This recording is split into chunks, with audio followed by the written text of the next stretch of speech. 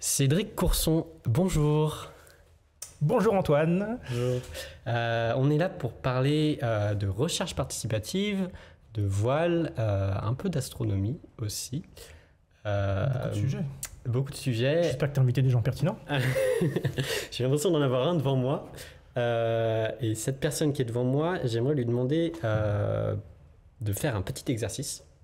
Ce petit exercice consiste à expliquer le sujet, du coup, donc la recherche participative en lien avec les océans, du coup, de ce que j'ai compris, sous 3 niveaux différents. Donc le premier niveau serait, c'est comme si tu l'expliquais à un enfant, donc 8 ans on va dire. Le deuxième, ça serait à une personne qui n'a pas forcément de background dans ton sujet. Et la troisième, donc du coup c'est là où tu peux un peu pousser, on va dire que c'est quelqu'un qui s'y connaît un peu plus. Et donc tu peux y aller, quoi. Donc, je t'en prie, explique-moi comme si j'étais un enfant de 8 ans. Alors bonjour Antoine, tu fêtes tes 8 ans aujourd'hui, c'est bien. Oui. Alors moi, ce que je fais dans la vie, déjà je suis pas sûr de le comprendre moi-même, mais ce que j'essaie de faire, c'est que je m'intéresse à l'océan. L'océan, c'est très grand, je pense que tu as déjà été à la mer peut-être, Oui. Donc tu connais l'eau, et en fait ce qu'on voit pas, c'est que l'océan, il y a beaucoup plus de mer que de terre sur notre planète. Donc c'est un territoire qui est très très grand.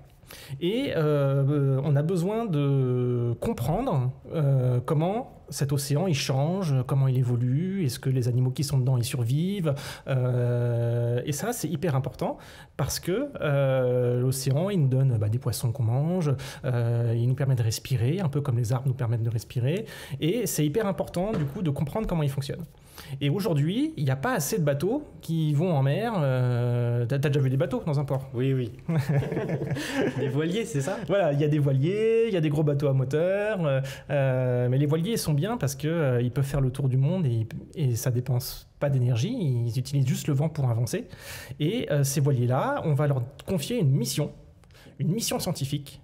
On va leur demander d'aller sur la mer pour essayer de comprendre comment cette mer, elle évolue. Qu'est-ce qu'elle devient? Est-ce que sa température, elle change? Est-ce qu'il y a plus ou moins de poissons? Est-ce qu'il y a plus ou moins d'algues dedans? Est-ce qu'ils ont vu des baleines? Voilà, on va leur demander de faire tout ça.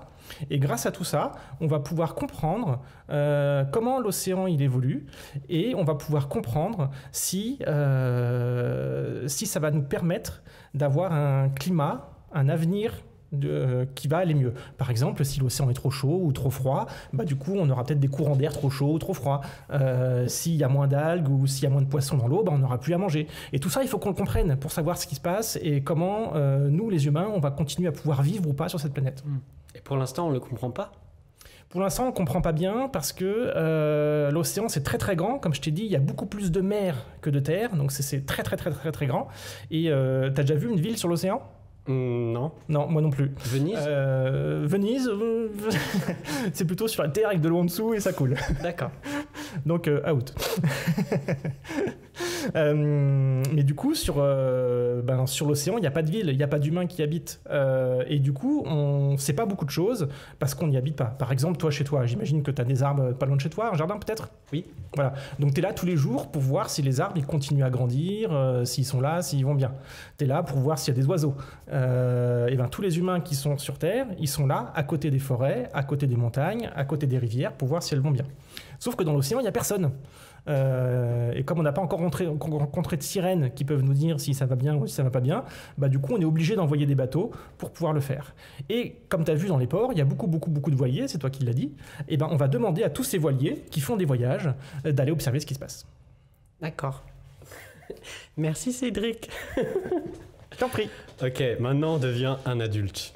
Ouf, j'ai toujours pas réussi à le faire. Voilà. C'est bon, on a beaucoup plus d'expérience. Là, on fait plus de sourire, on fait la gueule. Non, on fait pas la gueule, mais on aimerait savoir quand même concrètement. Concrètement, j'ai pris le métro, j'en peux plus. Ouais. Métro, boulot, dodo, une vie de chien. Pourquoi j'ai choisi ça? J'aurais mieux fait de partir en bateau à l'autre bout du monde. Ah, putain, c'est pas en rapport avec la thèse là. Alors, si je m'adresse à un adulte ce coup-ci, je vais dire qu'aujourd'hui... Mais je connais rien. Moi, j'ai eu mon bac, mais de justesse, enfin, tranquille quoi. Ça m'intéresse pas ton truc. Si tu connais rien, tu sors. Hein. Mais vends-le-moi, mais comme si j'étais un peu plus intelligent. Je sais pas, ça t'intéresse de respirer? Oui, ça m'arrive. Ça t'intéresse de manger? Mmh. T'as déjà entendu parler des forêts tropicales qui produisent l'oxygène qu'on respire? J'ai l'impression de redevenir l'enfant de 8 ans là. Oui, bien sûr. Bien sûr. Voilà. Et en fait, ce qu'on ignore souvent, c'est que l'océan, par exemple, il produit plus d'oxygène que les forêts tropicales. Quand tu respires, tu prends 3 respirations. Il y en a une qui vient des forêts tropicales, 2 qui viennent de l'océan, de l'oxygène produit par l'océan.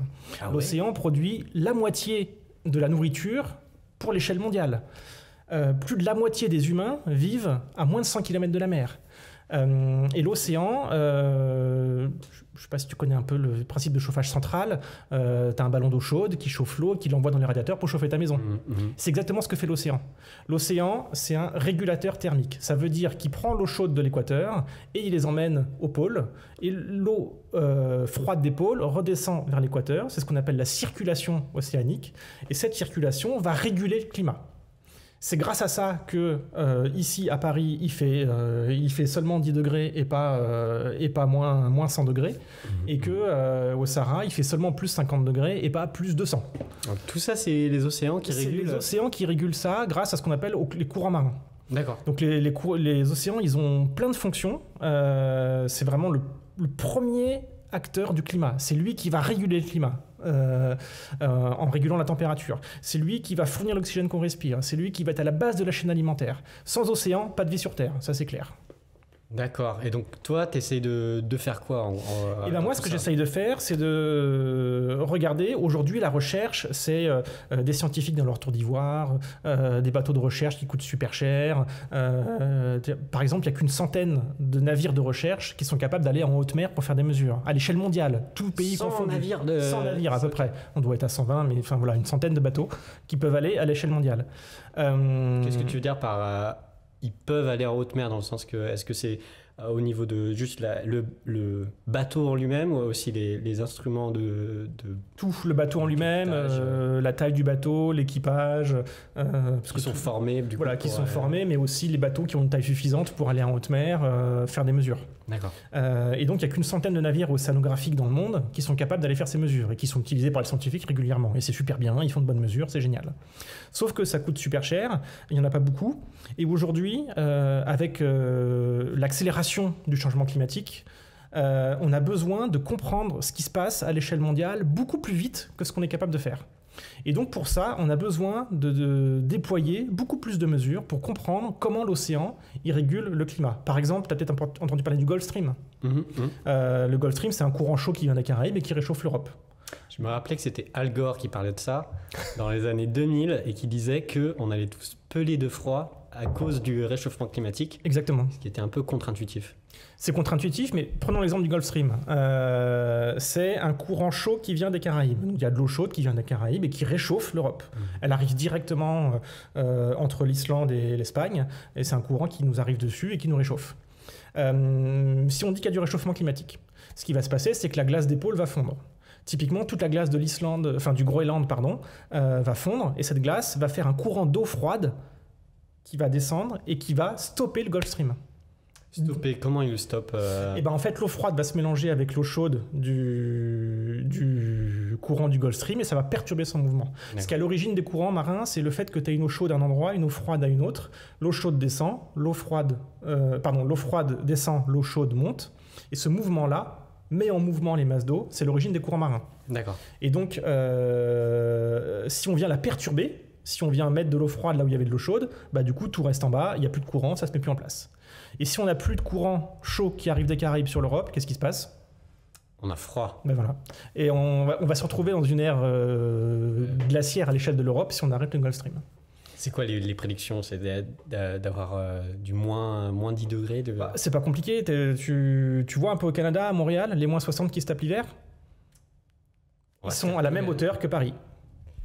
D'accord, donc la prévision, c'est d'avoir une sorte de mini Canada. On va tous manger de la poutine. Voire même plus que ça, parce que il va y avoir d'autres phénomènes tels que l'accélération des contrastes. Donc, c'est-à-dire que tous les extrêmes vont s'amplifier. Il va faire très chaud l'été, il va faire très froid l'hiver, les vents vont devenir plus violents, les pluies vont être plus violentes, en plus d'entrer dans une ère semi-glaciaire. Donc si on arrêtait le Gulf Stream, ce serait ça les conséquences. D'accord. Donc c'est un exemple, tu vois, parmi plein d'autres pour lequel on a besoin de comprendre, est-ce que le Gulf Stream il va s'arrêter? Est-ce qu'il ralentit? Est-ce qu'il est perturbé? Pas trop? Oui, non. Et ça va nous permettre d'anticiper quel sera l'avenir du climat en Europe. Et pour ça, on a besoin de données. Et donc une des solutions que j'essaie de proposer, c'est de montrer comment des citoyens, n'importe qui, et des technologies qui sont ouvertes, donc pas brevetées, pas fermées, peuvent, quand on les met ensemble, comment est-ce qu'on est capable de produire de la connaissance scientifique à grande échelle? Autrement dit, comment est-ce qu'on est capable d'aller faire des mesures sur l'océan, à l'échelle de l'océan, qui est 70% de la planète, c'est de l'océan, pour en faire plus vite, plus rapidement et à plus grande échelle. Si je reprends un exemple concret, il y a à peu près entre 12 et 14 000 voiliers qui sont en haute mer tous les ans. Je parlais d'une centaine de bateaux tout à l'heure, de navires océanographiques. Il y a 14 000 voiliers de plaisance tout le temps en mer. D'accord. Et il y a à peu près 20 millions de bateaux qui sont sur le littoral et qui sont là et qui demandent qu'une chose, embarquer des instruments, faire des mesures, faire des voyages qui font du sens pour comprendre notre avenir climatique. Donc quand tu disais, je reviens juste sur les 14 000... ah non, t'as dit? Oui, c'est ouais, c'est ça, entre 12 et 14 000. Donc, qui sont dans des zones de haute mer ou... Ouais. Voilà, donc haute mer. Ils font des transatlantiques, des tours du monde, des grands voyages, ils vont même dans les pôles, certains. Donc, ce qui vous intéresse particulièrement, ce sont ces bateaux-là ou est-ce que de la donnée un peu côtière, finalement, elle n'a pas... Si, la donnée côtière est très intéressante aussi parce que le côtier a un impact aussi très fort. Là, par exemple, on a un programme d'études qui s'appelle LITOPS et qui est destiné à comprendre comment les eaux de la Terre, donc les grands fleuves, se mélangent avec l'eau de la mer. Ça, c'est hyper important parce que ça va être responsable de la salinisation des océans. Enfin, ça va avoir un impact sur la salinisation des océans. Et cette salinisation, c'est la même chose que je disais tout à l'heure entre l'eau chaude et l'eau froide. Ouais. En fait, on va parler de densité de l'eau. Plus une eau est dense, plus elle est profonde. Donc si je mets plus de sel, l'eau est plus dense, parce qu'il y a plus d'éléments, il y a l'eau plus le sel par mètre de surface. Profonde, qu'est-ce que tu Plus elle va descendre. Plus elle va d'accord. Voilà. Donc plus l'eau va être lourde, plus elle va être dense, plus elle va être lourde, et plus elle va descendre. Plus une eau va être douce, plus elle va être légère, plus elle va monter. Et donc c'est ça aussi, c'est un mécanisme qui met en mouvement les masses d'eau et qui est à l'origine des courants marins. D'accord, donc c'est un mix, donc du coup un courant marin, tu dirais que c'est la température, la salinité. C'est ça. Les vents. Température, salinité. C'est vraiment même essentiellement la salinité qui est mécanisme. En fait, c'est la densité de l'eau. D'accord. La densité de l'eau, les principaux paramètres qui la font varier, c'est la salinité et la température. D'accord. Et donc, du coup... Et donc, ouais. Je t'en prie. Du coup, ce que j'essaie de faire, c'est de monter ce qu'on appelle une flotte de voiliers citoyens. Donc, c'est tout un tas de bateaux. Donc par exemple, il y a une famille qui fait un voyage autour du monde, ils partent pour une transatlantique, et puis après ils font un tour du monde, et bien ils vont embarquer du matériel scientifique pour faire des mesures. On va les former, ils vont embarquer des kits. Il y a quelqu'un d'autre qui part en Islande, pareil, on va le former, employer des kits. On va lui envoyer des kits, on va le former sur la mesure scientifique. Et tout ça, ça nous permet de pouvoir générer plus d'observations et plus de mesures que ce que pourrait faire un seul scientifique à l'échelle d'une vie. D'accord. Et donc cette formation en tant que telle, est-ce que ça dure 1 an? Est-ce que ça dure Non, c'est très rapide. En fait, la formation en tant que telle, c'est juste quelques heures, le temps de comprendre comment l'instrument fonctionne, comment l'installer sur le bateau, parce que tout est pensé pour être facilement utilisable. Typiquement, pour mesurer la température et la salinité, il y a un boîtier à mettre. La seule subtilité, c'est de le mettre en plein soleil pour que le panneau solaire recharge et que la sonde soit dans l'eau. Donc il faut trouver un moyen de la mettre à 50 cm dans l'eau, donc une perche, ou certains bateaux ont des générateurs hydroliens, ils le mettent dessus, sur le safran. Enfin voilà, il y a plein de manières de le mettre dessus. Et donc chacun doit imaginer un peu comment il l'attèque sur son bateau. Mais ensuite, pour la mesure elle-même, il n'y a qu'à appuyer sur On, récupérer la carte SD, avec son ordinateur envoyer un petit mail. Bonjour, je suis à Las Palmas, j'ai fait un super voyage, c'était cool, j'ai reçu ça comme données, je vous les envoie. Faites-en bon usage. D'accord. J'ai l'impression, en tant qu'humain normal, d'avoir compris ce que tu as expliqué. Maintenant, je vais essayer de me convertir en humain plus, mais en fait, ce n'est pas mon cas, vu que je ne suis pas qualifié dans ton domaine. Mais j'aimerais peut-être au moins te poser la question de est-ce que tu as peut-être des informations plus spécifiques ou plus techniques ou plus détaillées que tu n'as pas mentionnées pour l'instant dans ton explication? Déjà, je suis aussi un humain plus et donc j'ai pas forcément le niveau non plus, mais je vais essayer. Mais oui, en fait, dans ma thèse, elle est un peu interdisciplinaire parce que je m'intéresse aussi bien à de l'océanographie physique, donc de la mesure physique autour de l'océan. Donc là, on va parler des paramètres physiques et chimiques de l'océan, température, salinité, mais je m'intéresse aussi à la chlorophylle. Je t'en parlerai après. Et du coup, je m'intéresse aussi à ce qu'on appelle les SHS, les sciences humaines et sociales, c'est-à-dire comment est-ce que les citoyens vont s'engager dans des programmes dits de sciences participatives. Dans mon sujet, on parle de sciences participatives. Sciences participatives, ça veut dire produire de la connaissance scientifique par un engagement volontaire de personnes qui sont non scientifiques et qui vont collaborer avec des scientifiques. Donc c'est hyper important de préciser que dans des programmes de sciences participatives, on produit de la connaissance scientifique. C'est pas juste de la médiation. La médiation, c'est chouette, j'en ai fait pendant 12 ans, j'adore ça, c'est super, mais dans la science participative, on produit de la connaissance. Et cette connaissance, elle est produite par une collaboration entre les acteurs académiques et la société civile. La société civile, ça peut être des associations de plaisanciers, ça peut être des Fab Labs. Donc, j'ai besoin de définir Fab Lab ou peut-être... Fab Lab, c'est quoi? On sait Fab pas. Lab, qu'est-ce que c'est? Oh là là là là. Dis-nous. J'ai de nouveau 8 ans là. Ça m'a l'air fabuleux. C'est fabuleux. Et c'est un endroit génial où il y a des bisounours et on peut construire plein de choses. C'est un endroit où vous construisez les méthodes de captage de l'information open source. Voilà, c'est ça. Donc, quand on parle de technologie open source, on va parler de choses qui sont ouvertes, c'est-à-dire dont tout ce qu'on a besoin pour le fabriquer, tous les plans, les schémas de construction, les composants sont ouverts pour que tout le monde puisse les voir et l'améliorer. Et ça, c'est quelque chose qui est hyper important. Je reviens sur les Fab Labs après, j'ai pas oublié. C'est quelque chose qui est hyper important parce que ça permet de se réapproprier la mesure. Quand on sait ce qu'il y a dedans, par exemple le micro qui est devant moi, il est bien, il fonctionne bien, machin. Le jour où il est en panne, qu'est-ce que tu fais? Tu le renvoies au constructeur. Mais si on te disait que tu avais les plans, la capacité de l'ouvrir et de changer toi-même le composant qui ne va pas.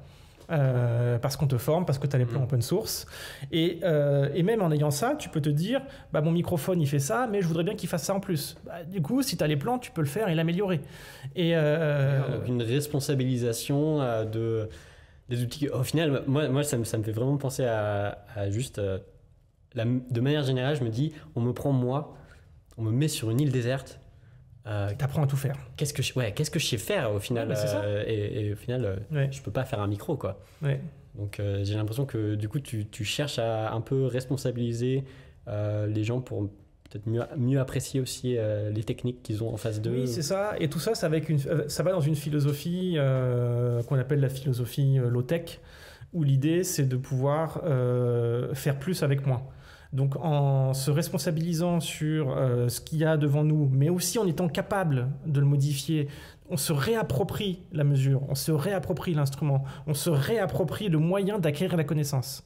Et ça, c'est fondamental parce que c'est un changement de paradigme total dans lequel le citoyen devient acteur de la société. On est dans des citoyens acteurs qui deviennent des citoyens chercheurs parce qu'ils deviennent acteurs de la connaissance scientifique. D'accord. Et donc ça, pour nous, c'est des valeurs qui sont absolument fondamentales. Et du coup, dans cette philosophie low-tech, on va parler de frugalité. Moi, c'est plutôt un terme que j'aime bien.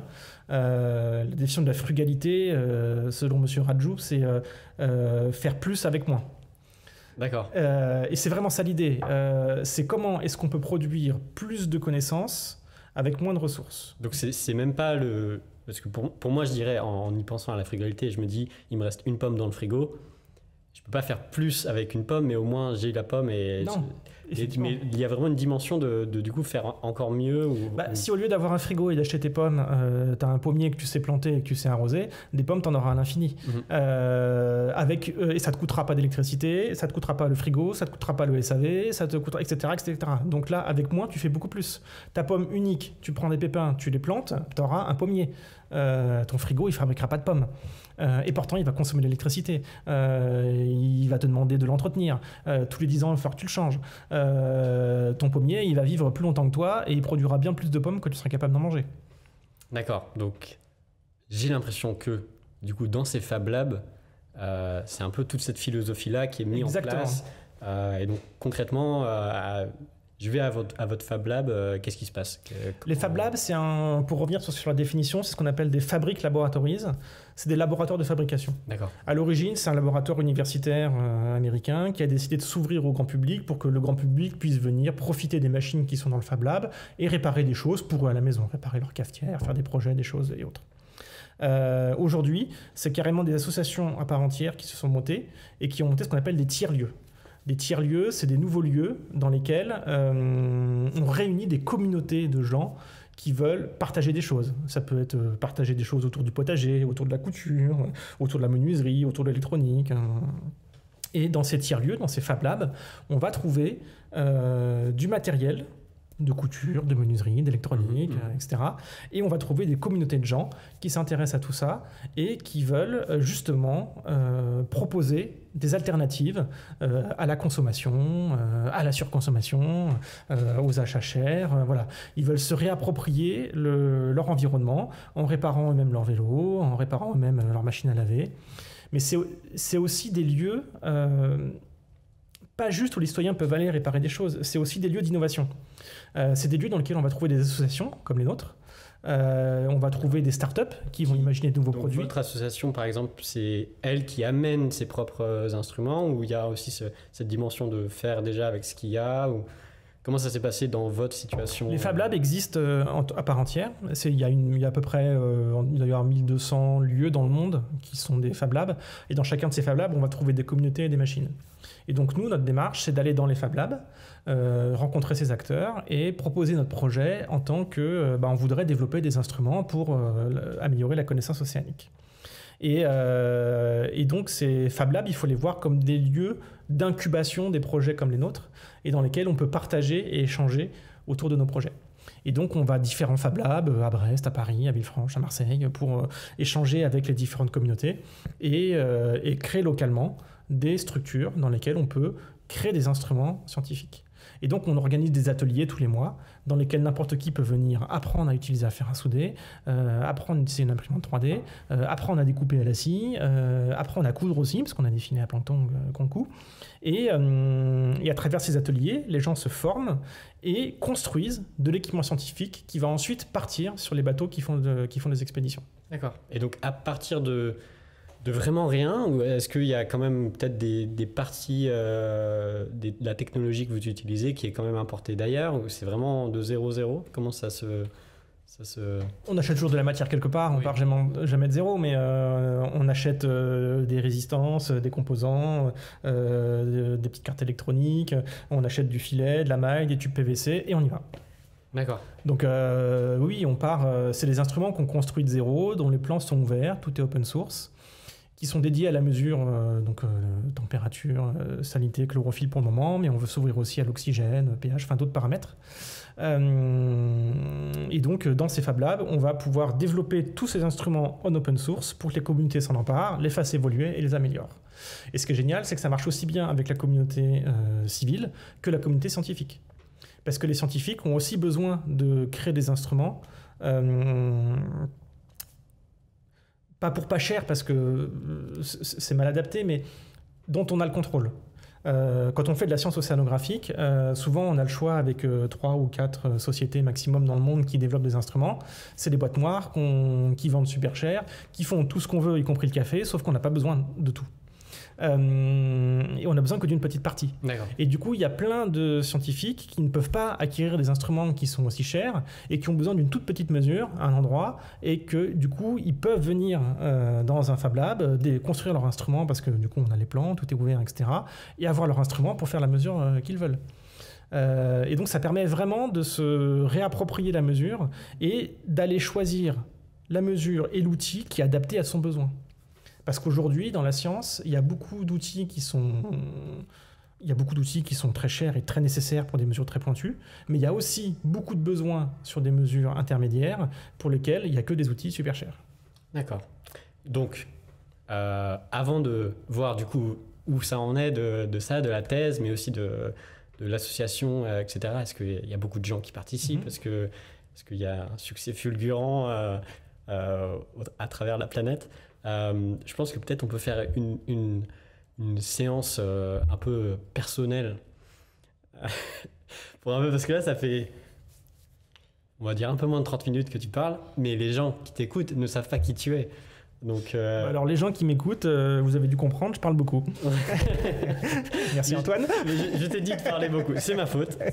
Je prends tout le blâme.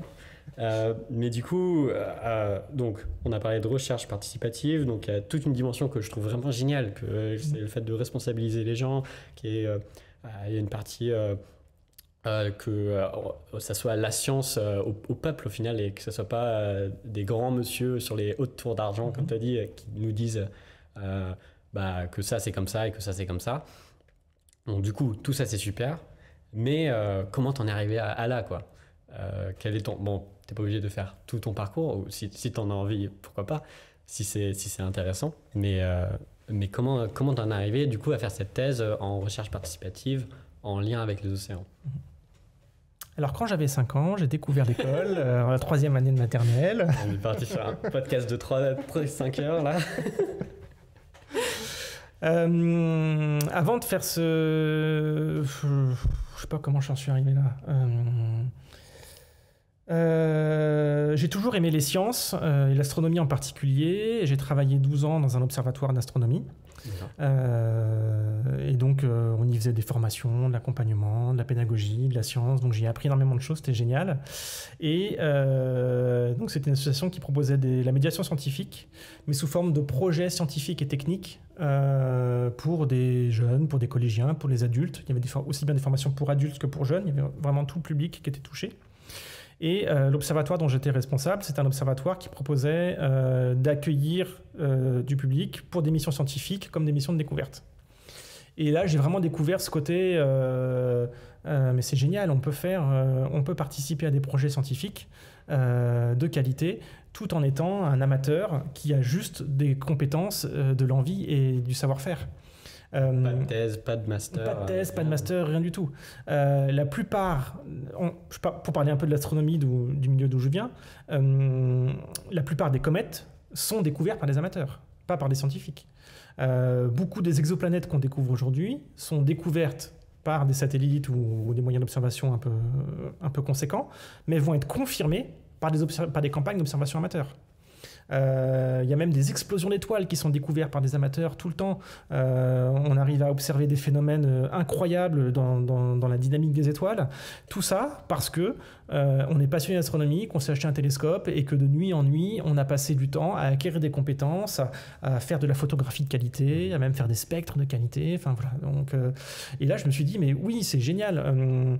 On peut faire de la science ouverte. Parce que quand j'avais démarré mes études, je voulais commencer je voulais être astrophysicien. Donc j'ai commencé par des études de physique de base. Et je me suis vite dit, astrophysicien, c'est quoi? 6e sous-sol du laboratoire à Meudon, derrière un ordinateur, à regarder des fichiers genre tableau Excel qui viennent du télescope qui lui est au VLT et pour lequel c'est pas moi qui irai faire les mesures parce que y a un technicien qui s'en occupe et aujourd'hui les chercheurs reçoivent les données dans leur labo. Et je voulais une approche beaucoup plus sexy, quoi. Ouais, beaucoup plus terrain, beaucoup plus contact avec les gens, beaucoup plus dans le partage. Donc voilà, astrophysicien c'est très bien, mais moi je voulais être dans le partage. Donc du coup je me suis tourné vers la médiation scientifique et là j'ai découvert qu'on pouvait faire les deux. Et sauf que je voulais aller plus loin dans l'association où je travaillais, on faisait beaucoup de médiation et je voulais aller plus loin je voulais produire de la science, voilà. Et donc des articles, peut-être des découvertes, de la connaissance scientifique. De la connaissance scientifique, voilà. D'accord. Quel que soit le moyen de le valoriser, article par article, ça c'est un autre débat. Je voulais produire de la connaissance scientifique. Et comme j'étais fan de mer et de sciences, je voulais faire un projet qui allie les deux. Donc j'ai acheté un bateau en bois, j'ai monté un chantier participatif autour de ce bateau-là pour qu'on le restaure tous ensemble et qu'on apprenne à travailler le bois. C'était hyper intéressant. Il y a une centaine de personnes qui sont venues bosser dessus et c'est comme ça qu'est née l'association. Tu veux dire que juste avec ton idée de faire de la science avec la mer, tu t'es dit, vas-y, j'achète un bateau en bois. D'accord. Et je vais monter du coup un chantier participatif et puis on l'a fait. Du coup, il y a plein de gens qui sont venus. Il y a un petit cœur d'acteurs qui se sont dit, ah bah plus qu'on est capable de réparer un bateau et que ça a l'air si simple de l'équiper en matériel scientifique, et ben du coup, on va en faire une association pour que d'autres puissent faire pareil. D'accord. Donc ça, c'est le projet d'origine. Et là, on a commencé à aller rencontrer des scientifiques. Et on a vu que, en fait, pour la haute mer, il existait peu, voire pas du tout, d'instruments, de programmes, de protocoles qui soient adaptés à des citoyens pour les faire des mesures en mer. En astronomie, il en existe plein. C'est une des sciences pour laquelle la collaboration pro-amateur est des plus anciennes et des plus efficaces. Aujourd'hui, il y a beaucoup de connaissances scientifiques qui sont produites par cette collaboration. En botanique, il y en a pas mal aussi. Pour le suivi des oiseaux aussi. Voilà, il y a pas mal de choses qui existent sur Terre, mais en mer, pas grand-chose. Et pourtant, quand je pense à l'astronomie, je me dis que les lunettes d'observation doivent être assez coûteuses. C'est un sacré hobby quand même. Ah oui. Mais donc, du coup, avec la mer, c'était même pas, il n'y a même pas d'outils disponibles. Il n'y avait rien. Hein. Sur son bateau, il y a un petit sondeur qui donne aussi la température, mais bon, c'est tout. Okay. Et donc, quand on a commencé à vouloir faire ça, on a commencé à rencontrer les acteurs scientifiques, on a vu qu'ils n'avaient rien, et donc on s'est dit, du coup, puisqu'il n'en existe pas, on va construire des programmes de sciences participatives. Il se trouve que les copains de l'époque avec qui je faisais ça, on venait tous de la même association d'astronomie, donc on était tous familiers de sciences, de pédagogie, donc on avait des compétences multiples en ingénierie, pédagogie, sciences, et donc pour nous, monter un programme de sciences participatives, c'était assez évident, quoi. D'accord. Et donc on a commencé à monter nos premiers programmes de sciences participatives dans l'association, et petit à petit les thématiques se sont diversifiées en fonction soit des envies de l'association, soit des envies de chercheurs extérieurs qui avaient besoin de mesures. Et on a proposé ça à des voiliers qui font le tour du monde.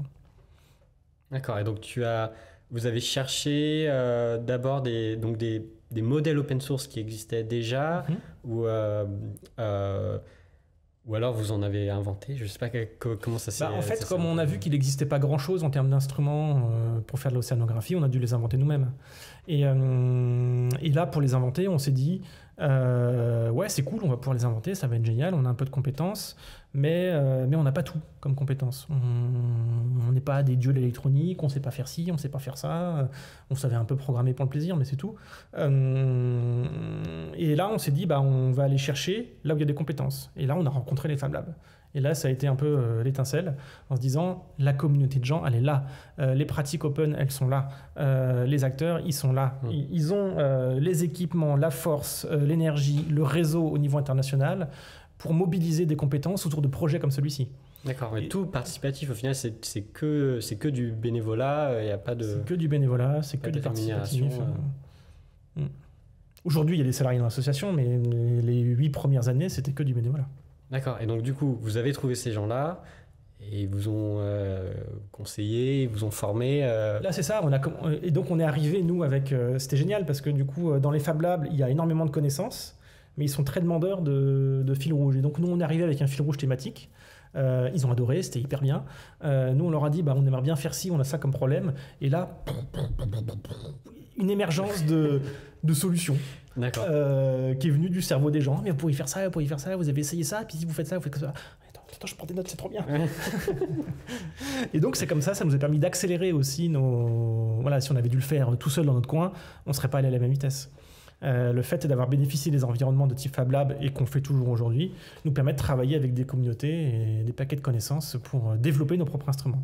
D'accord. Donc du coup, on a pris notre papier de zéro et on a regardé ce qui se fait dans les instruments professionnels. Ils font tel type de mesure, mais on ne sait pas ce qu'il y a dedans. Écoute, on va l'inventer, et puis voilà. Et donc du coup, ça c'était un peu la période de construction de l'association. Maintenant, c'en est où ? Est-ce que ça marche bien ? Est-ce qu'il y a des problèmes ? Peut-être, ça peut être intéressant d'en parler aussi. Peut-être des financements ou je ne sais pas. Oui, bah, les financements, c'est toujours le problème, je pense, pour toutes les associations. Et puis surtout, quand on a des modèles aussi ouverts que ça. C'est pas trivial de trouver un modèle économique autour de sciences participatives et de technologies ouvertes. C'est pas impossible, mais c'est pas évident. Typiquement, les plaisanciers qui font le tour du monde, c'est pas eux qui vont acheter matériel. Ils naviguent déjà, ils mettent à disposition leur temps, leur bateau, leur énergie. C'est pas eux qui font payer pour du matériel. Les scientifiques, ils recherchent déjà des sous pour organiser leur propre mission. Donc ils sont ravis de partager leurs connaissances, leur temps, mais ils n'ont pas de sous à partager. Donc il faut aller chercher des sous ailleurs. Mais voilà. Sur l'association, aujourd'hui, c'est plutôt... l'association, elle a un peu plus d'une dizaine d'années. Au début, on était centré sur le chantier participatif, un bateau pour l'association. Puis on s'est dit, en fait, on ne va pas faire un bateau, on va prendre la même énergie et le temps pour faire une flotte de bateaux. Ces flottes de bateaux, on va monter des programmes de sciences participatives. Ces programmes de sciences participatives, on va créer des kits, on va créer des outils, on va créer des protocoles et les embarquer sur les bateaux. Et c'est ce qu'on a fait. Et aujourd'hui, ça marche tellement bien qu'il nous faut des salariés pour gérer la barque parce que bénévolement, ça ne tient plus. Et donc aujourd'hui, on est 5 salariés. Et on a pas mal de demandes de gens qui font le tour du monde. On a même plus de demandes que de matériel qu'on est capable de fournir.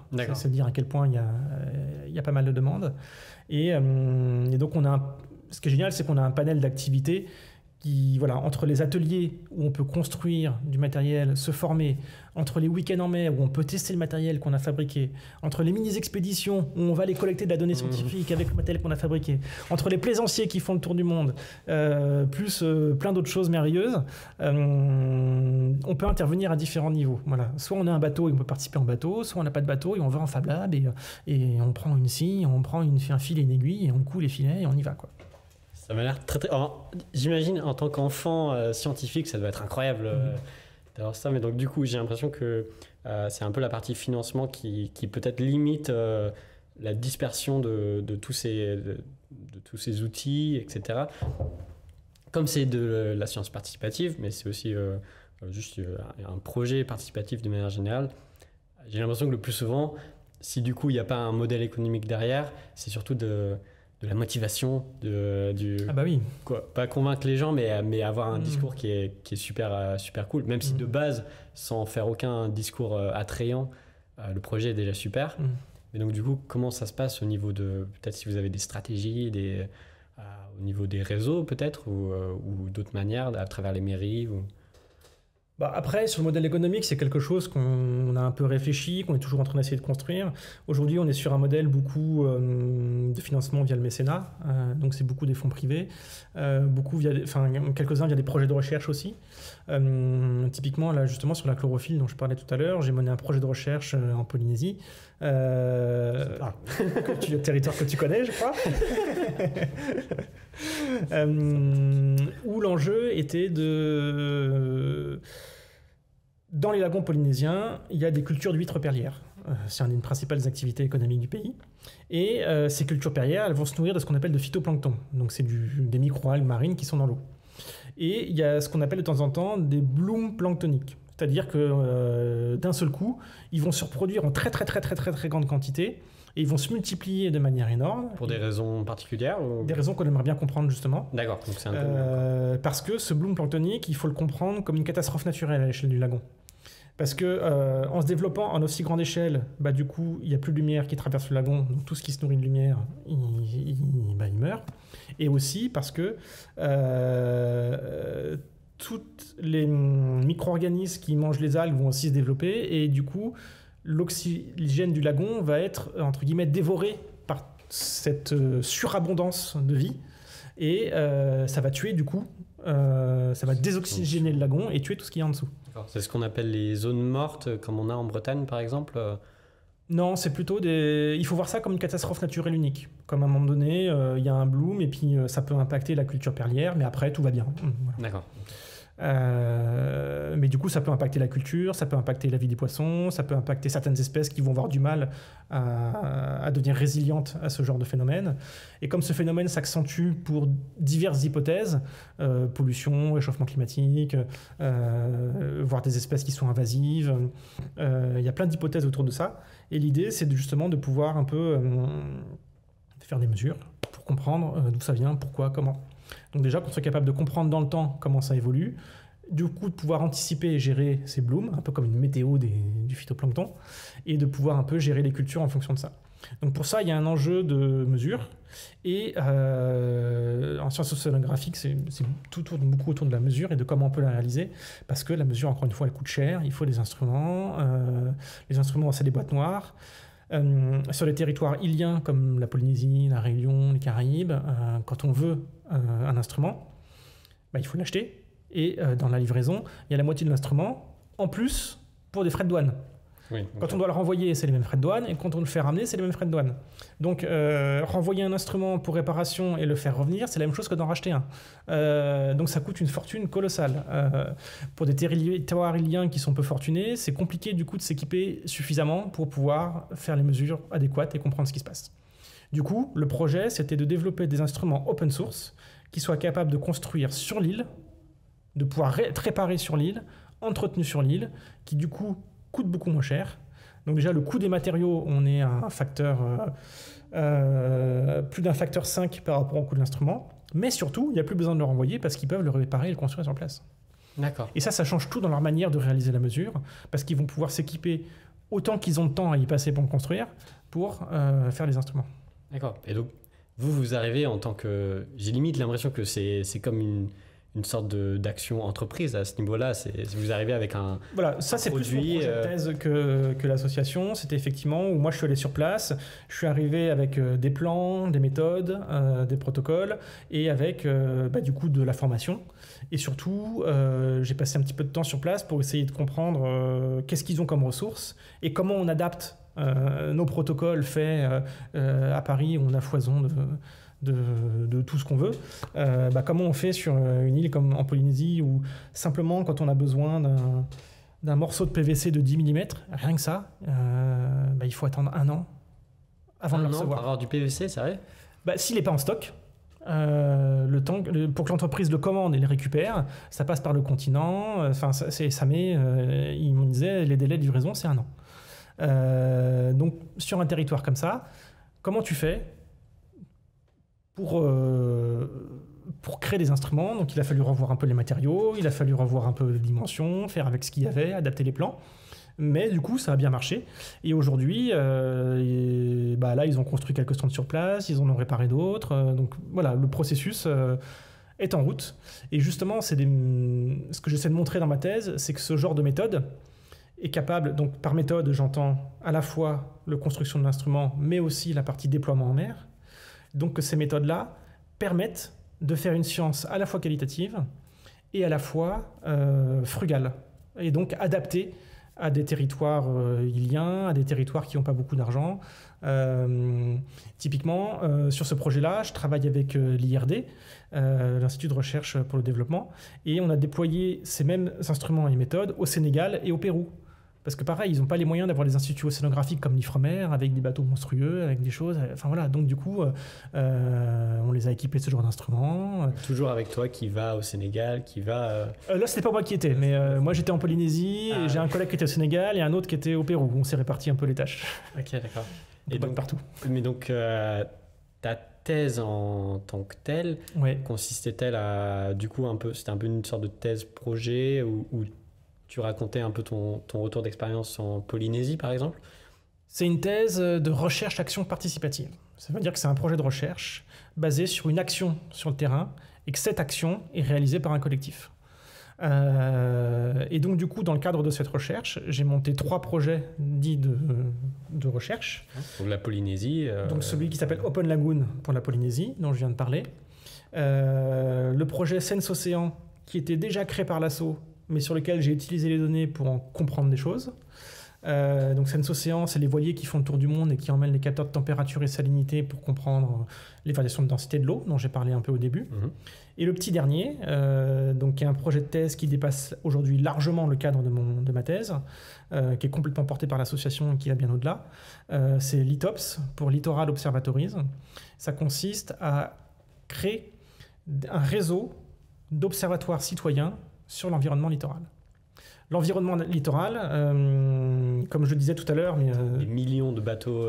voilà, c'est ça, c'est des millions de bateaux autour du monde. Et aujourd'hui, les grands fleuves qui amènent, donc tout à l'heure j'en parle un tout petit peu, mais il y a des zones dites sensibles sur le littoral. Ces zones sensibles, c'est les zones qui sont, en général, c'est les grands estuaires, c'est autour de la Loire, de la Seine, c'est Bordeaux, Marseille, enfin voilà, des zones comme ça. Ces grands fleuves-là,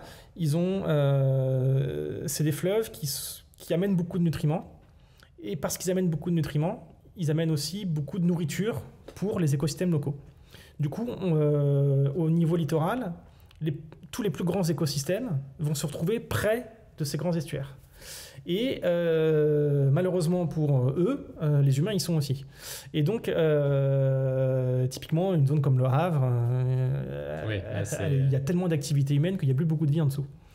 Et donc, on a besoin aujourd'hui de faire plus de mesures pour mieux gérer ces zones-là, pour comprendre comment l'activité humaine impacte ces zones-là, et comment ces zones-là vont survivre face au changement climatique. Parce qu'avec les changements de température, les changements de fleuves qui amènent plus d'eau douce que prévu vont faire en sorte que la salinisation de ces zones-là va être plus faible, et ça peut littéralement tuer les organismes, les faire disparaître totalement.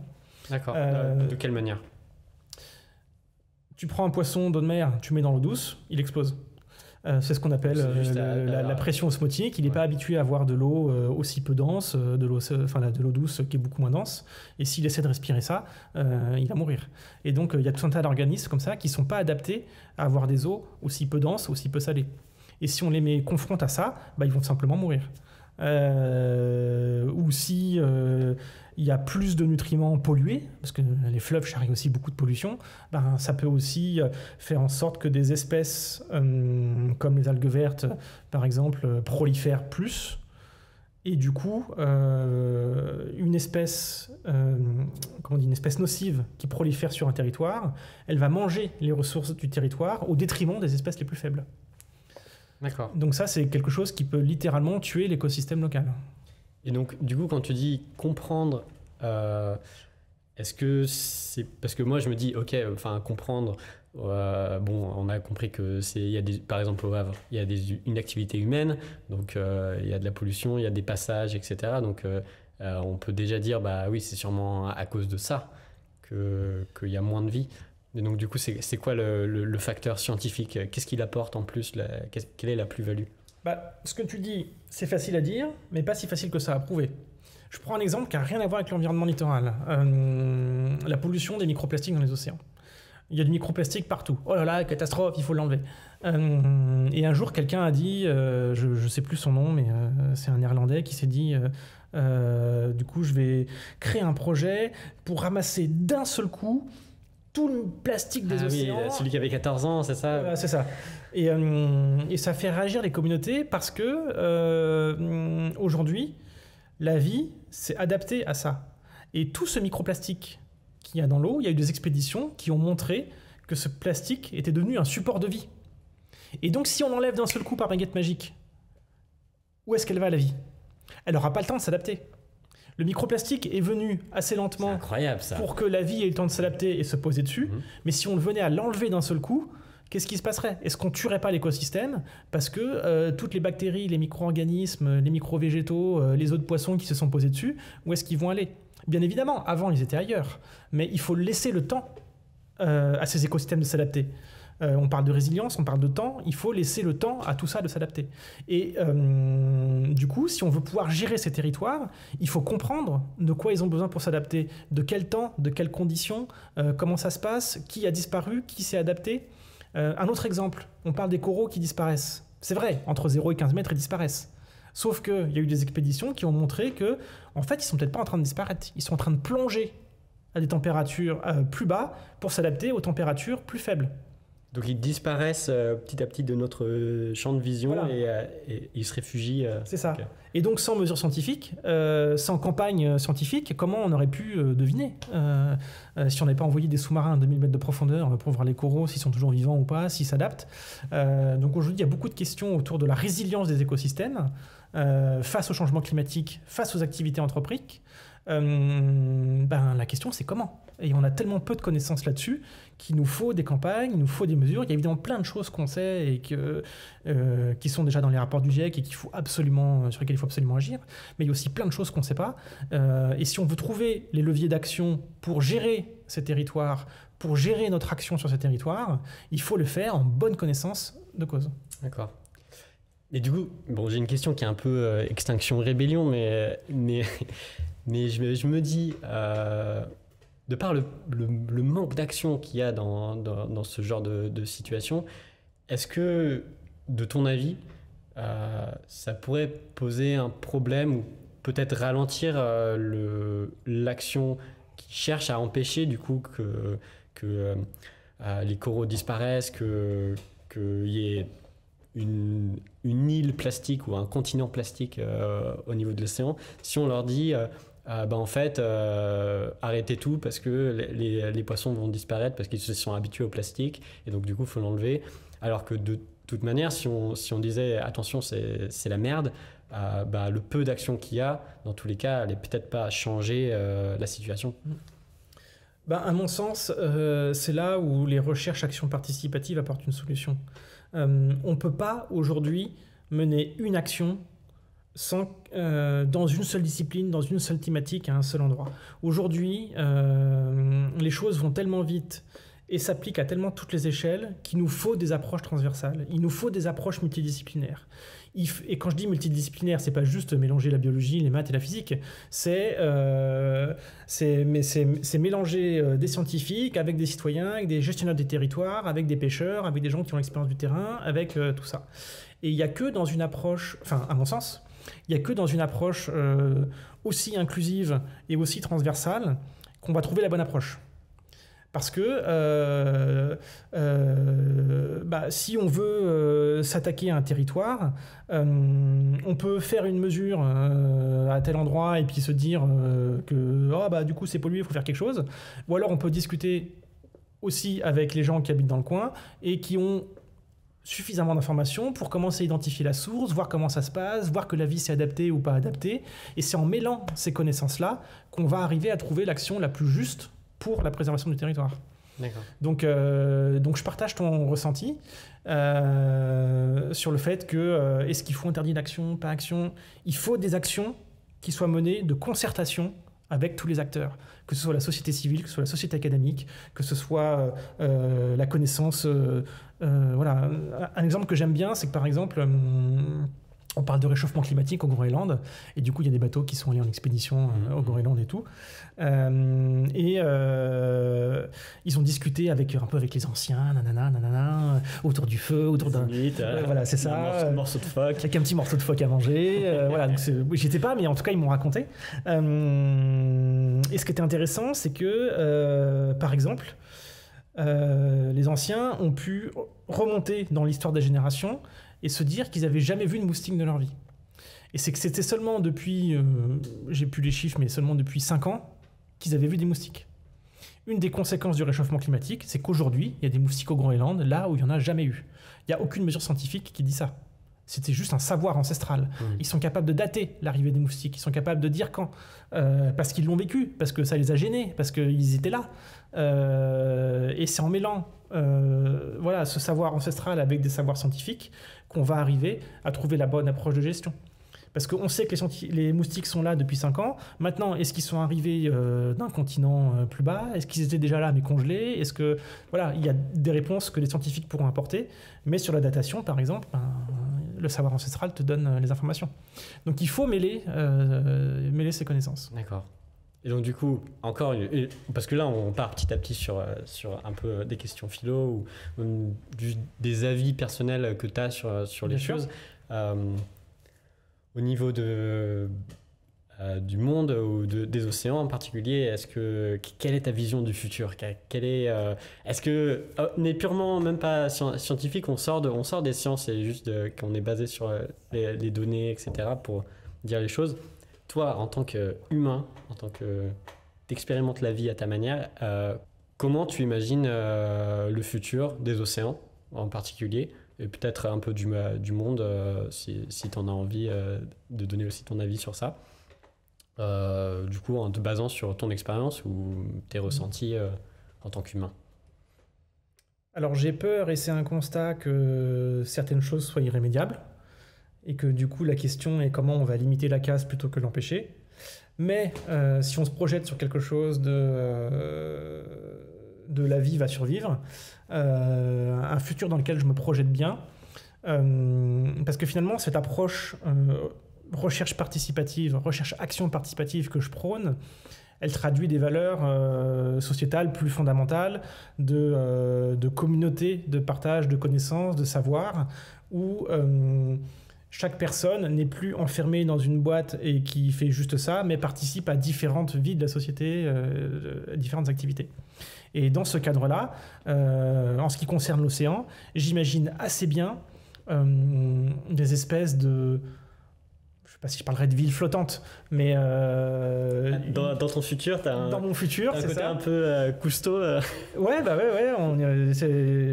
Et puis j'ai un copain qui bosse dessus, là, en plus, un designer qui a imaginé plein de choses hyper intéressantes, et dans lequel il y a une vision partagée des espèces de...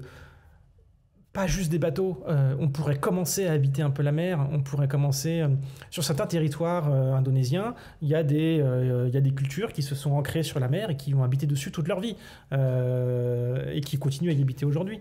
On pourrait très bien imaginer des espèces de stations citoyennes flottantes qui seraient accessibles aussi bien aux chercheurs qu'aux citoyens, qu'il y a des bateaux qui passent, qu'il y a des cultures on pourrait imaginer des bassins de culture en pleine mer, avec des poissons dedans, et puis avec des interactions avec le milieu extérieur. L'avantage, c'est que l'eau qu'il y a dedans, c'est déjà l'eau de la mer, donc il y a déjà du plancton dedans, il y a déjà tout ce qu'il faut, il y a juste à mettre...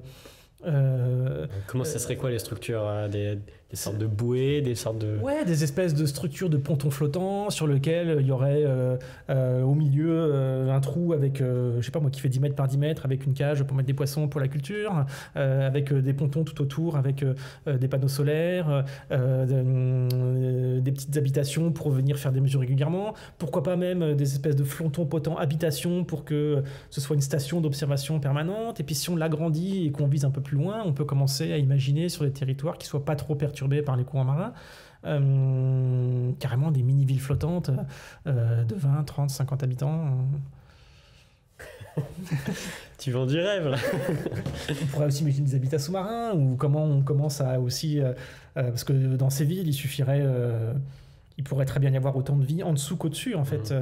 J'aime beaucoup, par exemple, le projet de Sea Orbiter, un projet d'un architecte, Jacques Rougerie, qui consiste à faire des stations, l'équivalent d'une station spatiale, mais en mer. C'est 50 mètres, 20 mètres au-dessus de l'eau, 30 mètres en dessous. Mais c'est encore une fois un projet hyper cher, hyper coûteux, avec des technologies qui mettent longtemps à être développées. Et pourquoi le mettre entre cet entre-deux et pas juste posé sur le sol marin? Si j'ai compris. Hein, parce que ce serait une station qui serait autour du monde. Donc posée sur le sol marin, ça ferait entre 4000 mètres, 6000 mètres sous l'eau. C'est un peu compliqué. Et, mais j'ai du mal à l'imaginer alors. Donc tu veux dire que ce sera flottant? T'imagines une espèce de tour ouais. Qui fait 50 mètres de haut. Et au milieu de cette tour, elle serait flottante à la surface. T'imagines une grosse bouée qui la permet de flotter. D'accord, ok. Et voilà, donc ça c'est un exemple de projet un peu ambitieux pour l'avenir, avec à l'image d'une station spatiale. Ça paraît bête, mais on a plus de moyens d'aller dans l'espace que d'explorer les océans. On n'a aucune aujourd'hui station spatiale marine. Ça n'existe pas. Ça, c'est un projet qui pourrait le permettre d'exister. Alors que dans l'espace, on a une station permanente où on peut aller. Imaginons la même chose pour l'océan. Et imaginons-le de manière collaborative et co-construite avec des gens qui vivent proches de la mer et qui sont capables... voilà, je citais des tribus en Indonésie qui font ça depuis des générations. Ils ont développé les savoir-faire pour vivre sur l'eau en permanence, pour vivre de la mer, que ce soit en termes d'habits, de vêtements, d'outils, de nourriture, enfin... D'accord, donc je trouve que tu as un côté très... tu vends du rêve, je trouve, de la manière dont tu décris les choses. Je trouve ça vraiment... tu rends optimiste pour le futur, où tu nous crées un futur dans notre tête qui donne envie. Et du coup, je me demandais, parce que là, du coup, tout vient de toi, mais toi, quelles sont tes inspirations qui t'ont mis un peu dans cet esprit-là de créer, enfin d'imaginer ces mondes-là? Moi, à un moment, j'ai cité Cousteau, mais peut-être que il n'y a pas que lui, et peut-être qu'il y a d'autres gens, pas forcément en rapport avec la mer, de manière générale. Je sais pas, je sais pas si j'ai de grands héros qui m'ont inspiré ça. Après, j'ai toujours adoré. J'ai toujours été fan d'exploration. Donc les grands explorateurs, que ce soit spatiaux ou marins, des gens qui ont découvert le pôle Nord, des gens comme Paul-Émile Victor, des gens comme Jack Cook. Alors, qui est Paul-Émile Victor Tu nous donnes un petit brief de chacun. James Cook, pardon. Par exemple, pour se concentrer sur un que j'aime bien et qui a donné naissance au nom de l'association, c'est Jean-François de Lapérouse. Jean-François de Lapérouse, c'est un scientifique qui a été le premier à obtenir un financement du roi pour affréter des bateaux pour une expédition autre que coloniale ou guerroyante. Donc dans les années 1500-1600, les bateaux commençaient à faire le tour du monde, et même depuis quelques années, depuis 1400, Christophe Colomb, Magellan et compagnie, on parle de cette époque-là. Et les bateaux faisaient le tour du monde, faisaient des grands voyages, soit pour les conquérir des territoires, soit pour le commerce. Et donc Jean-François de Lapérouse, il a affrété 2 frégates. Et c'est la première expédition historique qui a été affrétée pour faire de la science. Donc avant Darwin, avant tout ça, pas pour faire de la guerre, pas pour faire de la colonie, pour faire de la science. Et donc ces bateaux s'appelaient la Boussole et l'Astrolabe. Mais d'où ça vient? Et d'où ça vient? Et donc ces 2 bateaux-là, ils sont partis du coup autour du monde. Et c'est même une histoire un petit peu aujourd'hui qui fait toujours parler parce que c'est une expédition dont on n'a jamais su où est-ce qu'ils avaient fini. Ils sont pas revenus. Ah, ils sont disparus en mer. Ils sont disparus en mer. Ils auraient disparu en mer a priori dans le Pacifique Sud, mais on ne sait pas exactement où. Et il y a aujourd'hui des expéditions qui sont menées pour essayer de retrouver les bateaux de Lapérouse. Mais où sont passés les bateaux de Lapérouse? Une sacrée expédition. Hein. Sacrée expédition. Donc aujourd'hui, il y a encore des sous-marins qui sont affrétés pour ça. Enfin, c'est vraiment un sujet de recherche scientifique palpitant. Et même le roi... Moi, je vois la galère que c'était pour... je ne sais pas si tu te rappelles de ce petit bateau rempli de milliardaires ou millionnaires qui a implosé au large de l'Atlantique Nord, ah oui. pas loin de l'épave du Titanic. Et quand je vois le temps qu'ils ont mis à essayer de trouver les restants du truc, Ah oui. c'était à 4000 mètres de profondeur. Donc j'imagine qu'au Pacifique Sud, ça doit un peu tourner dans ces eaux-là. Ça dépend des régions, ça dépend où ils ont coulé. Justement, comme on ne sait pas où exactement, le champ de recherche est très large. Donc il y a beaucoup de recherches, justement, un peu d'enquête dans le savoir des ancêtres. Est-ce qu'ils n'auraient pas vu ça? Des descendants, des machins, des trucs, des recherches génétiques. Enfin, il y a plein de recherches hyper palpitantes. Et le roi était tellement favorable à ça que sur son lit de mort, ses dernières paroles, c'est « Avez-vous des nouvelles de Monsieur Lapérouse ?» Et c'est quel roi? 1500, un Louis quelque chose, mais je ne sais plus. Louis XII. Ah non, ça doit être 14, non? Oui, peut-être un 16, je sais plus. J'ai plus les dates en tête. Mais voilà, du coup, pour dire que c'est le genre d'exploration qui, moi, m'inspire. J'aime le côté exploratoire. J'ai toujours rêvé d'être un grand explorateur, comme Paul-Émile Victor qui allait au pôle Sud, enfin voilà, ou l'Antarctique, des choses comme ça. Et aujourd'hui, l'exploration, à mon sens, elle est sur, pas forcément en termes de géographie, parce qu'aujourd'hui la géographie est assez bien connue, les satellites, voilà, etc. L'exploration, elle est au sens méthodologique. Comment on peut explorer des nouvelles manières de penser notre société pour qu'elle soit adaptée à notre planète et pas qu'on soit un virus pour notre planète. Donc comment est-ce qu'on peut vivre en adéquation avec elle? Comment est-ce qu'on peut adapter, explorer de nouvelles méthodes, de nouvelles recherches, de nouvelles productions des connaissances qui permettent d'être adaptées aux besoins de la planète et qui permettent de bien vivre avec.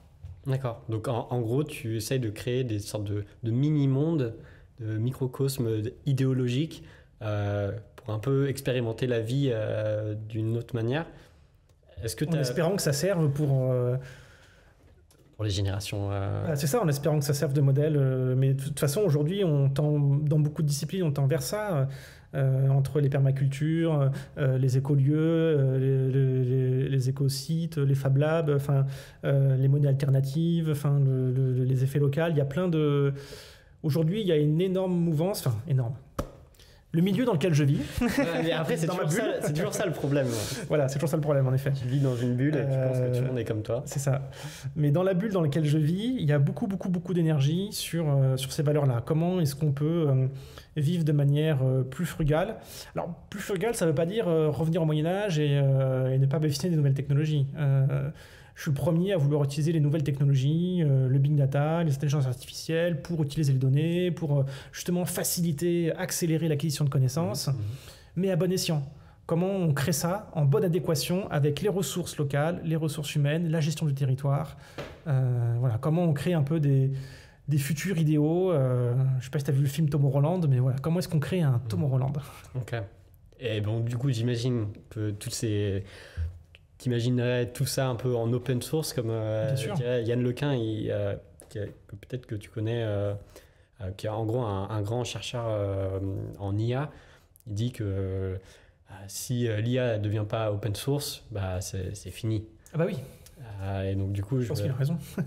Je me demandais, oui, est-ce que tu aurais un peu une opinion sur est-ce que tu as l'impression qu'on tend vers une sorte de monopolisation, où tu as une contre-culture qui sera peut-être assez forte pour contrecarrer ça?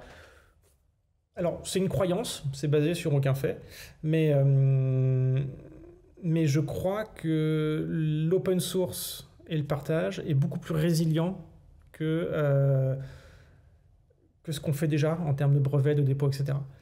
L'open source vivra toujours. La méthodologie autour des brevets, de la vente de brevets, de machin, etc., ça va dans un monde capitaliste qui va bien, mais le jour où l'économie s'écroule, le jour où l'économie s'écroule, il y a des théories d'effondrement, etc., machin. Bon, je ne suis pas partisan de ça, mais il y a quand même beaucoup de choses autour de ça, et il y a beaucoup de vérité là-dedans sur le fait que, de toute façon, un monde capitaliste tel qu'il est aujourd'hui n'a pas d'avenir à long terme, alors que tout ce qui est open source, partage, communauté, ça ne peut pas s'effondrer, par définition.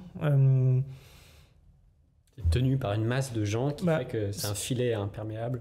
Oui, c'est ça. Puis c'est un filet qui est toujours en constante évolution, en constante ouverture. Typiquement, j'aime bien dire que nos instruments, que l'obsolescence n'existe pas dans nos instruments et nos méthodes. Parce que l'obsolescence, c'est quoi? C'est une boîte noire qui, quand elle ne marche plus, parce qu'elle est trop vieille, ou parce qu'on a fait en sorte que les composants ne durent pas longtemps, peu importe, en tous les cas, c'est à un moment donné, certaines parties de ces composants, ou tous, ne marchent plus, et il faut les changer. Dans une technologie ouverte, le composant en question, il est en permanence le micro-composant qui ne viendrait à plus être produit parce qu'il n'y a plus cette ressource-là, il suffit de le changer pour un autre produit adapté à la ressource locale, et l'ensemble de ton instrument est mis à jour. Et donc cette mise à jour permanente, parce que parce que la communauté s'est emparée des méthodes de construction, des méthodes de fabrication, rend l'instrument absolument pas obsolète. D'accord. Il suffit toujours de changer, le faire évoluer. Il est toujours maintenu au goût du jour parce qu'il est toujours en évolution grâce à la communauté. Et je me demandais à travers... donc du coup, je trouve que tu exprimes beaucoup ta philosophie de vie à travers les procédés, l'application de création de technologies ou de montage pièce par pièce, etc. Je me demandais, dans ta thèse ou peut-être dans ton expérience un peu tes dernières années en recherche participative, quelles sont les qualités humaines ou les émotions humaines ou les traits humains qui sont ressortis le plus, où tu t'es dit « Ah oui, mais ça confirme que l'humain, il est comme ça » ou comment tu vois l'humain, en gros? Est-ce que tu es optimiste, pessimiste? Comment tu le définis? Si je devais me définir là-dessus, je me verrais bien comme un optimiste réaliste. C'est-à-dire que j'ai conscience que certaines parties du monde telles qu'on le connaît peuvent s'effondrer. J'ai conscience que l'extinction des espèces, il y en a qui vont disparaître et qu'on ne pourra rien y faire. Par contre, j'ai assez confiance dans le fait que tout ce que l'humain a créé d'intelligent survivra, même au pire des cataclysmes. C'est-à-dire exactement ce que je disais tout à l'heure, par exemple, sur l'open source. Quelque chose qui est ouvert dans la pratique, l'humain sera toujours capable, à mon sens, de partager, d'interagir avec l'autre. Et à partir du moment où quelque chose est fermé, le jour où la personne ou la société qui détient ce savoir disparaît, le savoir disparaît. Par contre, quelque chose qui est partagé par un ensemble de gens suffisamment grand, ce savoir ne va pas disparaître. Et rien que pour cette raison-là, tout ce qui est fermé, à mon sens, n'est pas viable dans le temps, et tout ce qui est ouvert l'est. Du coup, j'ai confiance dans le fait que, quand bien même on subirait une extinction de plus de la moitié de la population, ou je sais pas quoi, je dis n'importe quoi, toutes les pratiques de partage, de communauté resteraient là, parce que tout le reste, tout ce que les gens ont voulu ramener à soi, à leur ego, à leur personne, vont disparaître avec eux. J'aime beaucoup ton approche, mais donc j'ai l'impression qu'en fait, en disant tout ce qui est intelligent, au départ tu disais tout ce qui est intelligent. Là, c'est un jugement un peu rapide, pardon. Mais non, mais c'est intéressant parce qu'au final, j'ai l'impression que tu lis forcément l'intelligence à ce rapport de participatif, que c'est un mouvement de groupe, que c'est quelque chose qui a été créé pour tous les humains. Et moi, je trouve ça très beau, en tout cas. je vais pas devenir ému, mais en tout cas, c'est... En tout cas, je pense qu'il y a beaucoup de ces valeurs-là dans ces communautés ouvertes, et je pense que c'est ça qui porte aussi. Est-ce que, donc du coup, pour clore ce moment un peu émotion sur ta vision des humains, peut-être qu'on peut un peu poser des questions Nutella. Est-ce que tu as peut-être des histoires de voyage ou parce que du coup tu as fait du bateau, peut-être des moments de grande perdition, des moments de grande joie, des aventures intéressantes peut-être que tu veux nous partager? Sorti du chapeau comme ça? Ça peut être même des petites anecdotes. Enfin, en gros, si tu as des anecdotes qui donnent envie de sortir et d'expérimenter le monde.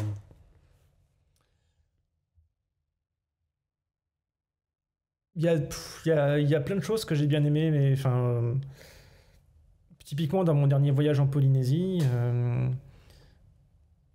aujourd'hui on vit dans une société dans laquelle beaucoup de vision de l'animal, de l'humain, de la nature est décorrélée de la réalité. À Paris, on a des pigeons, en Polynésie, ils ont des requins. Il y en a partout.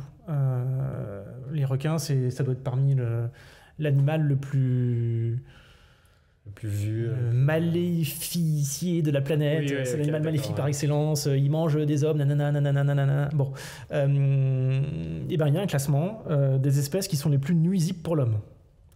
Et donc, ça fait une pyramide qui part du plus nuisible. Je te laisse deviner lequel c'est. C'est le moustique. Voilà, les moustiques, effectivement, bravo. Au moins nuisible.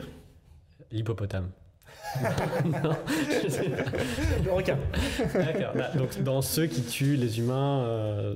S'il y a eu un animal qui est mort par un humain, on le met dans ce classement-là. D'accord. Et on regarde celui qui en a tué le moins. D'accord. Donc, les deux du bas, c'est quand même les requins et les loups. Voilà. D'accord. Donc, le requin, on est en moyenne à 4 à 6 morts par an par des requins.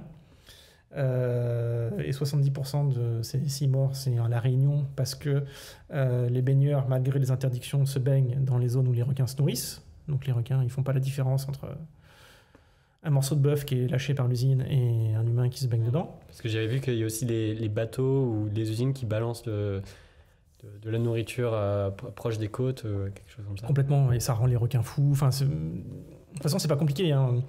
Les humains qui sont morts par des requins, c'est à cause d'une mauvaise activité humaine. Des usines qui relâchent de la bouffe, des gens qui respectent pas les consignes. Enfin voilà. Les loups, ça doit être 8 humains morts par les loups. Devine combien il y a de morts par des escargots dans le monde? Non. Si, vas-y. Des escargots. Mais genre ils en ont mangé et puis. Allergie, toxicité, étouffement. Non, mais les escargots c'est trop mignon. 60 000. Quoi? 60 000 personnes sont tuées par des escargots tous les ans. 4 à 6 personnes sont tuées par des requins tous les ans. D'accord. Et le requin reste quand même l'animal le plus machin, etc. Et justement, la Polynésie, c'est l'un des territoires où on a la chance merveilleuse de pouvoir nager avec eux et de se rendre compte qu'ils ne sont pas du tout maléfiques, ils peuvent nous passer à côté. Je me souviens d'une plongée absolument incroyable où le plongeur, le chef de palanquet nous a emmené à 30 mètres de fond, et là on s'est accroché à notre rocher. Et vraiment, la plongée a duré une demi-heure. On était une demi-heure accrochés à notre rocher, à regarder des centaines de requins nager au-dessus de nous. L'horreur. C'était merveilleux. Et il y avait des centaines de poissons qui étaient là et qui nageaient avec les requins. Et il y avait d'autres animaux qui étaient là, qui nageaient avec les requins. Tout le monde était là ensemble. Le requin, comme tous les animaux, il mange quand il a faim. Mais le reste du temps, il n'est pas gêné. Et dans l'océan, il a assez à manger toute sa vie. Donc il n'a pas de raison de bouffer. Enfin voilà. Donc du coup, c'était pas un animal dangereux du tout. Enfin, c'était plutôt un animal merveilleux, magique. J'ai même eu la chance de voir le grand Tamataroa. C'est le grand requin marteau. C'est un peu un espèce de dieu polynésien. Pour quelle raison? Alors déjà, c'est un requin qui est assez rare, qui est assez imposant, et c'est un des plus grands prédateurs, mais pour les autres requins. Et typiquement, les plongeurs polynésiens, ils aiment bien plonger avec les requins marteaux parce qu'il va les protéger des autres requins. Ah, il s'accroche sur lui, non, pas tout surf comme un... Faut rester à distance. D'accord. On n'est pas dans Avatar, quoi. On n'est pas dans Avatar, non. J'aimerais bien, mais non. Et effectivement, j'ai eu la chance d'en voir passer un. Puis j'étais là en train de regarder, parce que j'ai mon petit appareil photo, et puis j'étais en train de prendre des petits spirobranches et des espèces de petites anémones qui s'ouvrent en spirale, un peu comme les sapins de Noël, et qui ont plein de couleurs, qui sont magnifiques. Et donc j'étais accaparé par mes petits spirobranches. Et là, il y a un énorme bus qui me passe au-dessus. C'était un requin marteau. Et là, on était tous là avec la palanquée. Oh mon Dieu. Parce que c'est hyper grand, ces bêtes-là. Donc Bon, là, t'as un peu peur quand même. Non, t'as pas peur, parce que tu le vois en face de toi, et tu le vois bien qu'il est inoffensif, tu vois bien qu'il va rien te faire, tu vois bien qu'il passe à côté de toi, tu le vois bien qu'il te regarde avec bienveillance. Enfin, il n'y a absolument aucune peur. Et même quand tu nages dans l'eau, parce que on pas le masque tuba simplement, et tu vois des requins, et tu vois... Enfin, les requins dans les films, on leur fait des dents, on les maquille, enfin, c'est des faux requins qui sont rendus terrifiants. Alors que quand il est dans l'eau, c'est un animal qui est joli. Et j'étais même plutôt en train de essayer de nager le plus vite possible pour leur courir après que l'inverse. Donc il y a aucun moment il y a de la peur, je trouve. Enfin, c'est vraiment, t'es plutôt bien. Je crois qu'il y avait des gens qui disaient que c'était un peu les chiens de la mer aussi, qu'il y avait un peu ce... Alors malheureusement, ils commencent à se surdévelopper. Comme les pigeons à Paris qui mangent nos déchets, les requins ils mangent les déchets des humains, et du coup ils commencent à être en surpopulation. Et comme il n'y a pas beaucoup de prédateurs des requins, du coup, voilà, comme tous les territoires qui sont mal gérés parce qu'on pollue, ou parce qu'on surpêche, ou parce qu'on ceci, ou parce que cela. Si on pêche tous les poissons que les requins ils mangent, forcément ils vont être énervés et ils vont aller manger ce qu'ils peuvent. Donc on peut s'en prendre qu'à nous-mêmes parce qu'on gère mal ces territoires. Okay. Là où encore, il faut faire collaborer la connaissance scientifique avec la gestion de ces territoires, avec les pêcheurs, avec tout le monde pour avoir une bonne gestion. Voilà. Une autre anecdote que j'aime bien, et je pourrais finir là-dessus, que c'était juste un petit souvenir magique. J'étais dans une expédition sur un bateau en Indonésie, et on jette l'ancre un soir près d'une île, voilà, trajet normal, expédition, on jette l'ancre. Une île perdue, et donc Une île perdue au milieu de l'Indonésie. On était en train de collecter du plancton à cette époque-là. Et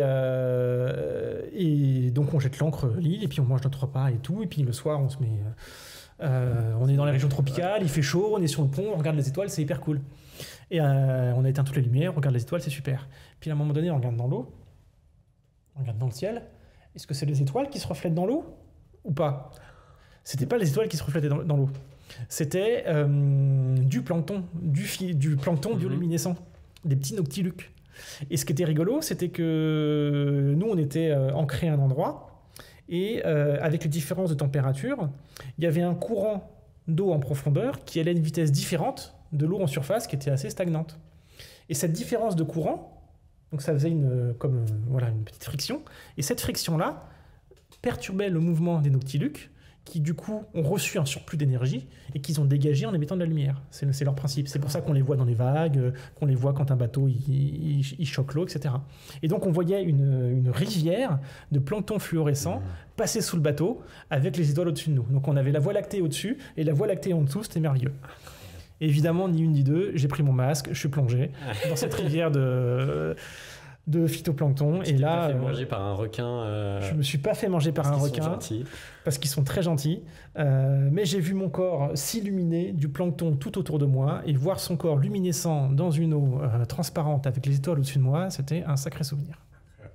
Et justement, je voulais te poser une question par rapport à ça. Enfin, quand tu as parlé des booms de plancton et que c'était un problème, parce que moi, je me suis toujours demandé, parce que le phénomène dont tu parles, j'ai l'impression de le voir de plus en plus en Méditerranée. Bien sûr. Et du coup, c'est magnifique, etc. C'est vrai que tu as l'impression de nager dans une mer d'étoiles. Et c'est super beau, mais est-ce que c'est un problème? Est-ce que c'est normal qu'il y ait autant enfin, que j'en vois plus qu'avant? Ou est-ce que c'est ce boom de plancton dont tu parlais, ou ça n'a rien à voir? Alors justement, ça fait partie... bon, en Polynésie, c'est pour d'autres raisons, mais ça fait partie... Il y a un projet de science participative qui est mené en Bretagne pour l'observation de donc ces phénomènes, qui permet d'observer un peu ça. Quand on observe justement un phénomène de bloom planctonique, on le fait remonter, éventuellement on prélève un échantillon avec une bouteille d'eau. Et en fait, on aimerait bien comprendre ce qui se passe, parce que de la même manière que les algues vertes sont invasives à cause des polluants, il y a certaines espèces de microalgues qui peuvent devenir invasives aussi à cause des polluants. Et donc, dans ces blooms de phytoplancton, il y a aussi bien des phytoplanctons qui ne sont pas invasifs que des phytoplanctons qui sont invasifs. Et donc, identifier ceux qui seraient invasifs et qui... Tout à l'heure, quand j'ai parlé d'espèces invasives, c'est parce qu'elles viennent manger les ressources au détriment des autres espèces. Et donc ça, c'est problématique parce que ça peut petit à petit asphyxier la biodiversité d'un territoire. Mais quand bien même une espèce ne serait pas invasive, ces blooms planctoniques peuvent avoir un effet important parce que ça recouvre la mer d'une pellicule qui devient opaque, qui empêche la lumière de passer, qui mange tout l'oxygène qu'il y a à manger dans cet espace-là. Et ça a un impact aussi sur la vie qui est en dessous de l'eau. Et donc, c'est pas toujours positif. Et justement, ce pas toujours, on aimerait bien le définir et le comprendre. Identifier les espèces invasives, définir pourquoi, comment, pourquoi est-ce que les blooms planctoniques arrivent. Parce que des blooms planctoniques, il y en a et c'est normal. Typiquement, les bourgeons sur les arbres, ils arrivent au printemps, ils se multiplient, il y a plein d'animaux, voilà. Le plancton, il fait pareil. Au printemps, il se multiplie pour donner à manger aux différentes espèces qui suivent dans le chaîne alimentaire. Et donc il faut qu'ils existent, mais s'ils sont perturbés parce qu'il y en a trop, parce que c'est pas à la bonne époque, ou parce que c'est la mauvaise espèce qui se multiplie, quel impact sur l'écosystème? D'accord. On arrive à la fin de l'interview. Et donc du coup, j'ai la dernière question que je garde à chaque fois, je pose toujours la même, mais avant, je trouve vraiment, au final c'est pour ça que tu es là, c'est que je trouve ton projet qui est super intéressant, et j'aimerais pas que cette interview parte un peu aux oubliettes, ou que les gens écoutent et se disent c'est super sympa, mais que ça s'arrête là. Donc est-ce que tu as peut-être des informations à donner aux gens, peut-être comment vous rejoindre, est-ce qu'il y a des choses que tu veux peut-être dire que t'as pas encore dit dans cette interview de quasi 1h30 pour l'instant. Donc je t'en prie, le micro est à toi. Et pour finir, si on a créé une association, c'est pour que tout le monde puisse y participer.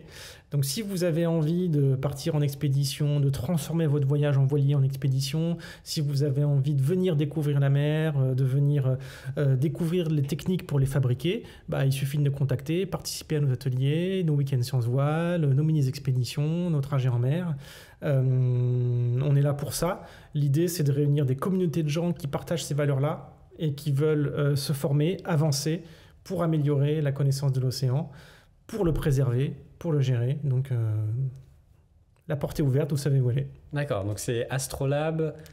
Si tu as peut-être des infos plus au niveau des adresses. Alors vous tapez Astrolabe Expédition sur Google, c'est assez bien référencé normalement. Sinon, le site, c'est astrolabe-expédition avec un au pluriel.org. Là, il y a un formulaire de contact et voilà, nos salariés de la sauce font un plaisir de vous répondre et vous orienter selon là où vous êtes, ce que vous voulez faire, ce que vous avez envie de partager. Encore une fois, il y a plusieurs possibilités. On peut participer aux ateliers, on peut participer aux activités à terre. Il y a même des programmes où on peut analyser des sons de baleines chez soi avec son ordinateur. Voilà, donc il y a plein de choses à faire selon là où on est, ce qu'on peut faire, les opportunités. Il n'y a pas que les expéditions, même si ça en fait partie et que c'est sympa. Donc voilà, il y a plein de moyens d'agir pour préserver notre océan. Il suffit de nous contacter et on vous aiguillera vers lesquels. D'accord. Je pense à un après-midi très intéressant à étudier des sons de baleines sur un pouf en chaîne IFI. Je pense que ça doit être très cool. Ça peut être pas mal. Alors ma dernière question, à chaque fois je la pose, mais à chaque fois je l'oublie un peu, mais elle tourne un peu comme ça. La question est... C'est ta deuxième dernière question. Mais là c'est ma vraie dernière question. Je te jure qu'après j'arrête. Imaginons que le monde brûle, que le monde s'arrête, qu'au final, tout ce qu'on a fait, c'est fini, et tout ce qu'il y avait avant, c'est fini aussi, et qu'il n'y aura plus jamais rien ensuite. Il y a une dernière décision à choisir, et c'est toi qui la prends. Et cette décision, c'est de sauvegarder une œuvre d'art. Donc que ça soit, j'ai dit une œuvre, on pense facilement à un tableau, mais ça peut être une chanson, ça peut être une statue, enfin ce que tu veux, tout ce qui peut être considéré comme de l'art, c'est toi qui vas décider laquelle tu vas choisir de conserver pour qu'elle vogue à travers l'espace pendant des milliards et des milliards d'années. Donc, qu'est-ce que tu choisis? L'encyclopédie. L'encyclopédie? Ça a été une des plus belles œuvres au siècle des Lumières donc, tous les tomes. Donc tous les tomes de l'encyclopédie, on l'envoie dans l'espace, moi ça me convient très bien. C'est très lourd, ça. SpaceX, je crois que ça va coûter cher. Hein. Ah bah tu m'as pas donné de limite de contraintes techniques. Hein. C'est vrai. Et à mon sens, c'est le savoir, la connaissance qui est le plus important parce que j'imagine que tu es familier de l'adage tu vois une personne qui a faim, donne-lui un poisson, ou plutôt tu vois une personne qui a faim, apprends-lui à pêcher, ça en ira toute sa vie. Bon bah voilà, avec les connaissances, les savoir-faire, on construira autant d'œuvres d'art, autant d'outils, autant de choses qu'on voudra. Avec juste une œuvre d'art, on se demandera ce que c'est. Je pense que c'est le mot de la fin. Cédric Courson, merci. Merci à toi de m'avoir invité à ta table d'Icare. Et on se revoit très vite sur les littoraux. Les littoraux ou les littorales? Les littoraux. Les littoraux. On s'arrête sur ça. Merci Cédric.